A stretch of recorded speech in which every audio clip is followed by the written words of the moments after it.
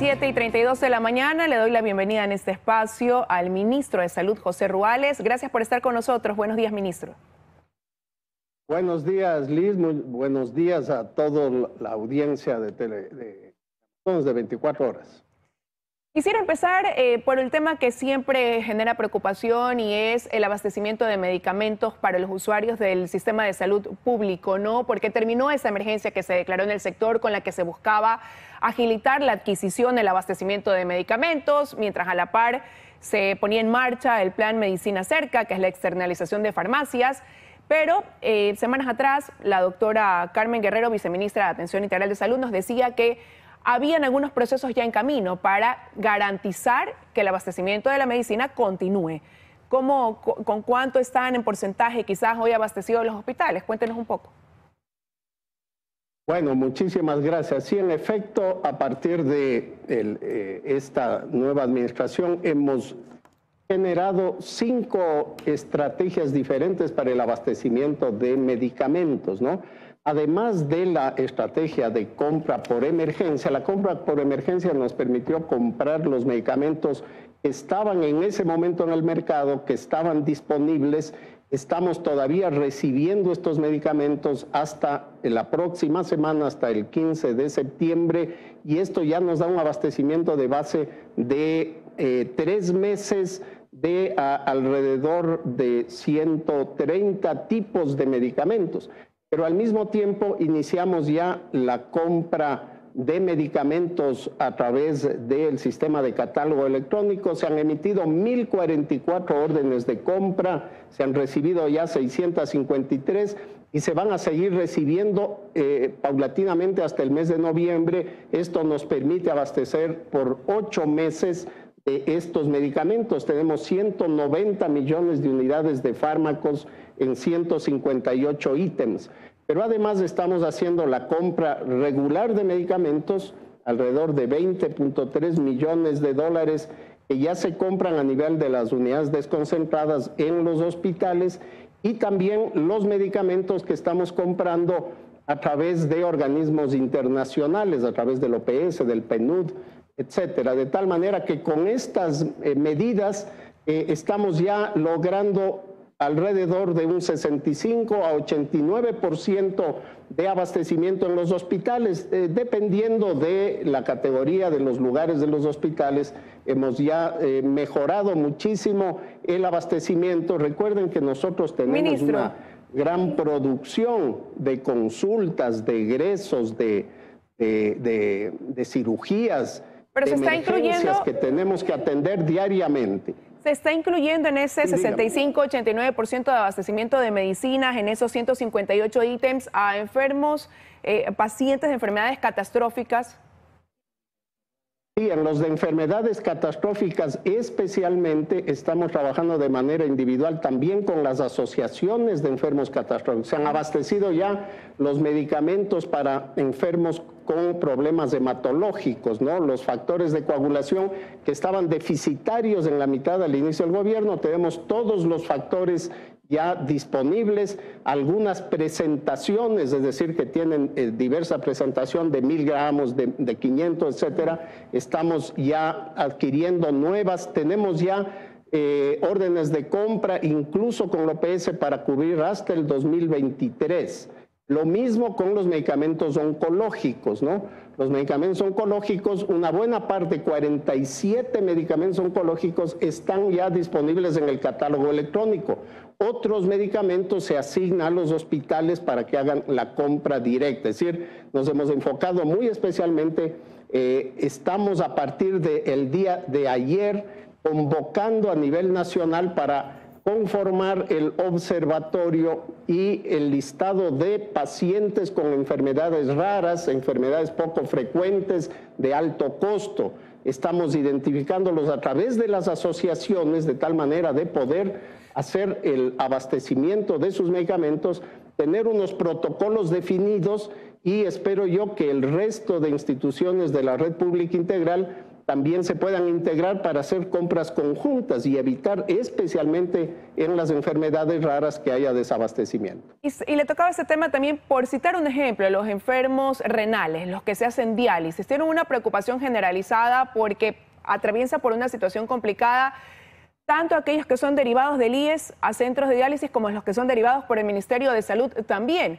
Ellos dicen no cuentan con medicamentos en los hospitales públicos, por eso tienen que ir a centros privados, pero como no se les paga a los centros privados, está en riesgo el recibir su atención y sienten que no son considerados dentro de todo lo que se gestiona o se hace por parte del Ministerio de Salud. Sí, lamentablemente hemos visto algunas noticias de esto en el Instituto Ecuatoriano de Seguridad Social, pero puedo asegurarles que en el Ministerio de Salud esto lo tenemos ya bajo control. Nos hemos reunido el día viernes con un grupo de pacientes y especialmente de dializadoras y algunas empresas que las estaban representando, que indicaban que había una deuda de 80 millones con las dializadoras, especialmente de la Coordinación Zonal 8. Hemos revisado, esa deuda se refería al año pasado, estamos al día, estamos cumpliendo con la sentencia de la Corte. Fíjese, Liz, para que se dé cuenta, el 2020 el Ministerio de Salud pagó 31 millones de dólares a las dializadoras. A partir de octubre del 2021 de la sentencia de la Corte, nosotros pagamos 117 millones y en lo que va del año hemos pagado 138 millones. Estamos al día con las dializadoras.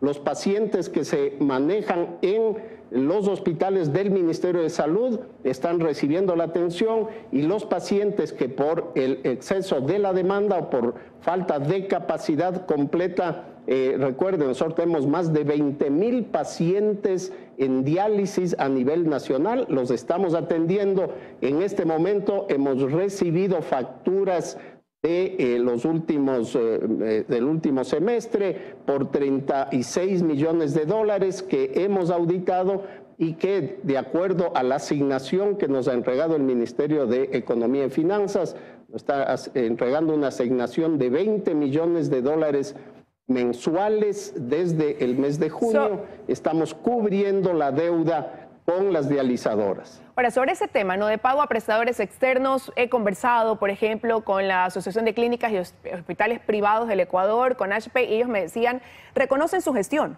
el que usted esté vinculado con querer ponerse al día en la deuda que arrastran, ¿no? Pero señalaban algunos problemas. Los 20 millones que el Ministerio de Finanzas ha designado para cubrir deuda mensualmente es un monto muy bajo, decían ellos, no alcanza. Si mes a mes se genera una deuda de 10 millones aproximadamente y ya se viene arrastrando una deuda que hoy bordea los 140 millones de dólares. Hay la posibilidad de revisar ese monto que les permita a ellos ir recibiendo lo que adeuda el Ministerio de Salud, pero con mayor rapidez por un lado, y por otro lado decían que hay pocos auditores y que eso también frena el hecho de que el Ministerio de Finanzas desembolse el dinero. Sí, el Ministerio de Finanzas nos ha manifestado que está buscando otras opciones para poder asignar más recursos. Nosotros también hemos redistribuido los auditores a nivel de las diferentes dependencias para asignar la mayor cantidad de auditores a los establecimientos que tienen mayor deuda, de tal manera de avanzar de una manera más coherente en los pagos, ¿no? Estamos además utilizando un impuesto para las transacciones financieras con el cual estamos financiando los valores de las atenciones oncológicas, ya sea de Solca o de establecimientos hospitalarios como la Junta de Beneficencia u otros que pueden ofrecernos tratamientos oncológicos. Estos, además de los 20 millones, representan aproximadamente 9.5 millones de dólares adicionales que estamos asignando a la atención de pacientes oncológicos. Ahora, hablando del plan Medicina Cerca, ¿no?, ya se cumplió la primera fase con aciertos y errores que todavía se dan en el camino. Estaba prevista esa segunda fase, se implementa en 11 hospitales, en otros puntos del país. ¿Cómo avanza eso, ministro?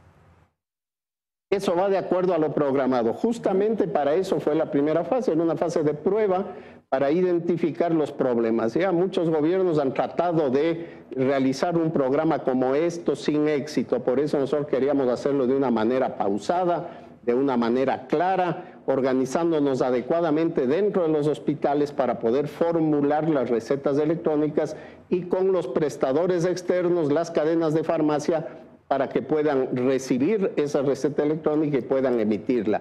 Tenemos ya cerca de 50,000 recetas emitidas. Hay que recordar que la mayor parte son para pacientes crónicos. Son esos medicamentos que deben recibir los pacientes diabéticos, los pacientes hipertensos, los que tienen enfermedades de la tiroides, por ejemplo, y reciben muchas veces para 3 meses de tratamiento. Nosotros les entregamos 3 recetas con código de barras para cada mes. Antes estos pacientes regresaban a la semana porque les habían dado para una semana. Buscaban otras recetas en el hospital o tenían que ir a pagar en las farmacias. Pero igual hay opiniones. De lo que estamos trabajando son especialmente este tipo de recetas. Pero hay opiniones divididas, ministro, porque uno va y quizás toma el pulso y hay quienes te dicen sí he podido conseguir mi medicina en esta farmacia privada, pero hay personas que todavía dicen no obtenerla. Sí, por eso no todos los medicamentos de consulta externa se están entregando en este momento a través de Medicina Cerca. No todos los hospitales tienen la misma cantidad de medicamentos. Un hospital como, por ejemplo, el Abel Gilbert o el Hospital Eugenio Espejo ha externalizado alrededor de 150 medicamentos de un total de 300, por ejemplo. Son esos más frecuentes. Los otros medicamentos los estamos entregando directamente en la farmacia con el método tradicional y vamos a seguir aumentando. Esta semana se abrirán 2 nuevos hospitales, la maternidad del Guasmo y el Hospital Francisco Icaza en Guayaquil, y avanzaremos con hospitales en Santa Elena, en Milagro, en Galápagos, en Guaranda, además de otros en Quito y en Guayaquil, para seguir ampliando. Una vez que terminemos estos 11 hospitales, que tienen una característica especial, cada uno tiene una historia clínica electrónica diferente que debemos adaptar para la receta electrónica y para la interacción con la farmacia.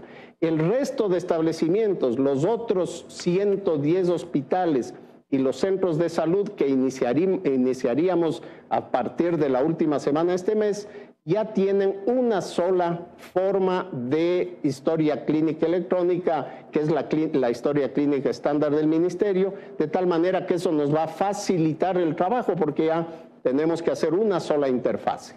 Quiero agradecerle, ministro, que nos haya acompañado esta mañana en 24 horas.